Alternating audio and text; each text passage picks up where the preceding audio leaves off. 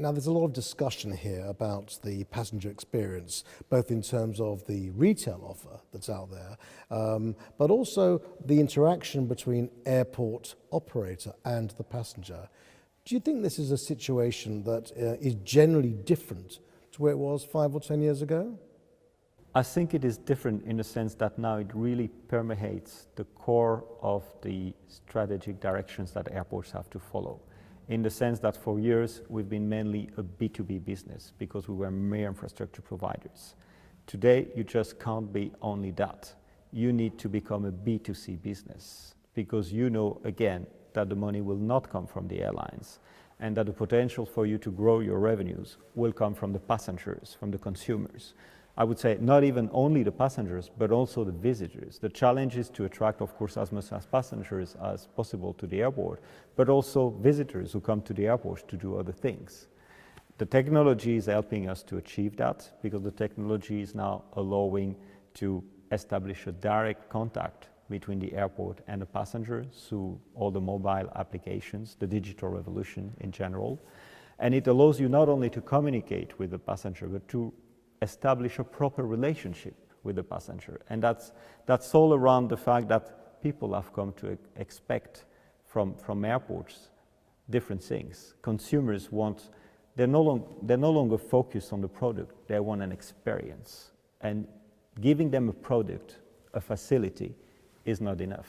You need to give them an experience. And this opens a totally new field to airports in terms of redefining the passenger experience and through that, maximizing revenue opportunities.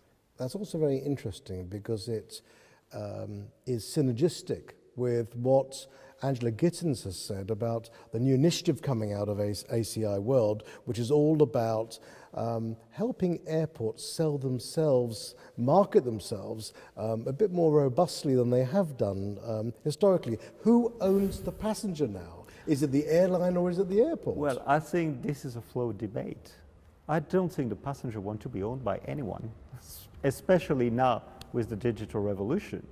The passenger is getting empowered, so I think it would be foolish from our side to pretend that we could own the passenger. Again, I'm coming back. But it will be a different relationship. Oh, totally. The passenger has the power. You know, you just can't treat the passenger the way you could treat the passenger before. You have to be really engaging and establish a proper relationship with the passenger. The passenger can become co-creator. The passenger can become your ambassador if everything's done well. But if you don't do things well, then you're in trouble. Just moving across to the retail side, I mean, of course, there's a lot of competition out there at the moment, but do you think that the enhancement of the overall retail offer amongst airports is actually leading to a greater overall experience for the travelling passenger? Totally. We can see airports, interestingly, airports used to really outsource the commercial activities. And we are seeing now airports willing to manage those commercial activities. So it's not just about giving a concession to a retailer. Increasingly, it's about establishing a joint venture with that retailer so you can be more in control of the experience you're giving to the passenger and the revenues that goes with it. So you can see already, I think, over the last few years, the transformation, the variety of the retailing, the food and beverage, and beyond that, innovative services that you didn't used to find at the airport and that all of a sudden are available. We have airports now that have libraries, that have museums, that have spas, and so it goes on. I mean, the creativity that you can inject in reinventing the passenger experience is phenomenal. And I think we're just at the start of it. And with it will come the ability to really create a brand equity for the airport. I think we're really only at the start of the ability of airports to build a proper brand equity and to become a love mark, really, you know, a brand that Euro passengers love, cherish, and want to connect to. And want to return to. And want to return to, by all means. Staying with the passenger experience, can you just give us a brief update on the latest changes regarding lags?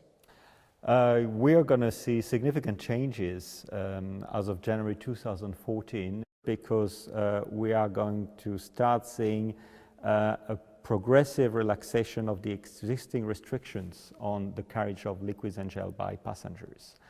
That will allow passengers to carry with them the duty-free lags, the lags that they buy at the airport when they transfer at EU airports. Until now, this was possible only with certain non-EU markets. So if you bought your lags in the US, if you bought your lags in Singapore, you could bring them and transfer through an EU airport and keep them with you. But if you bought your lags, your duty-free liquids, in another country, in most of the other countries, you couldn't do that. So it's very good because this is good for the passenger. This is going to be good for airport retail across the world.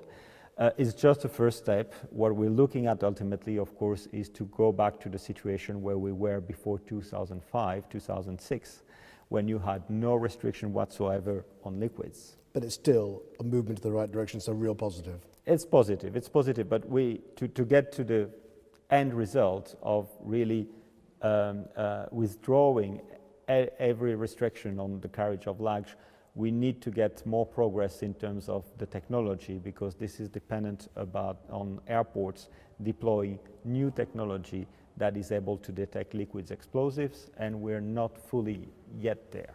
Now, one of the industry issues that I see when I speak to both airports and airlines is, in effect, the very different mindset from each of the two camps, as it were. Both sides seem to positively disengage from real collaboration. Do you think there's any way of changing this? I think there are two levels. I mean, if you take at local levels, at each and individual airports, the relation between airlines and the airports, it works generally, because you're like, it's a marriage, whether you like it or not, you're in this together. So you need to find a way to make it work. But it's more functional than loving. Yeah, well, I mean, it's a matter of appreciation. But I think that at industry level, it's a bit difficult, because for trade associations like ours or like IATA, there's an expectation from their members that, we need to take the fight, especially in front of policymakers and regulators. I think one of the fundamental issues is, on both sides, recognizing the reality and the constraints of our respective business models. My personal opinion is that on the airline sides, there's still not really an appreciation of the fact that airports need to be treated as business in their own right. Because for years that hasn't been the case.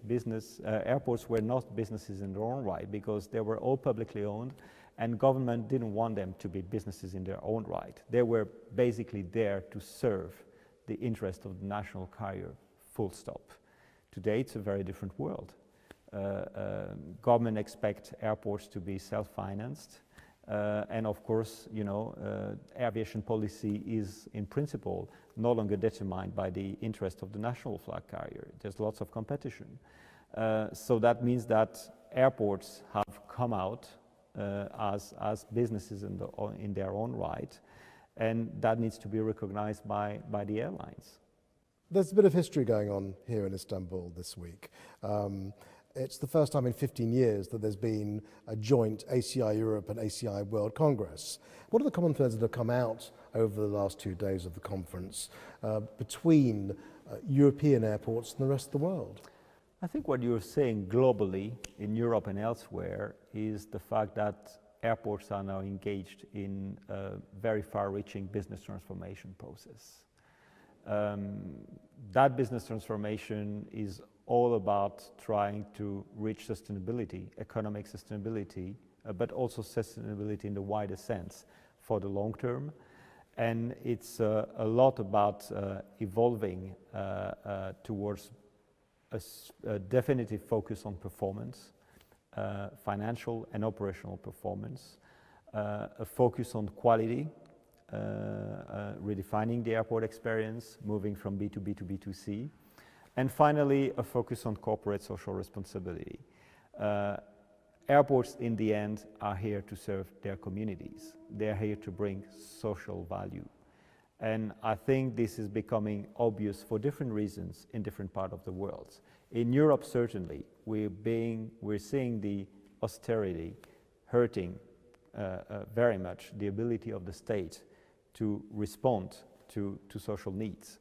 And I think what we're seeing in Europe is that businesses are being called to fulfill a part of what used to be fulfilled by states. And I think airports, because they are the ones that provide connectivity, so in providing connectivity, they are the ones that are really able to drive the economic agenda of their communities. They have a very special responsibility and a very special role to play in that regard. The difficulty is reconciling all these different imperatives, all these different strategic directions of the business transformation. Performance, which means, giving a return on the investment to your shareholders, ensuring that you offer competitive charges so that you do not kill air traffic, but that you incentivize the growth of air traffic. Investing in new facilities, in quality of service, and at the same time, making sure your business is fully sustainable from an environmental point of view, and that your business is a great contributor to your community in social terms. Olivier, I think this has been as defining an interview as one could reasonably hope for, and I thank you very much indeed for your time. My pleasure.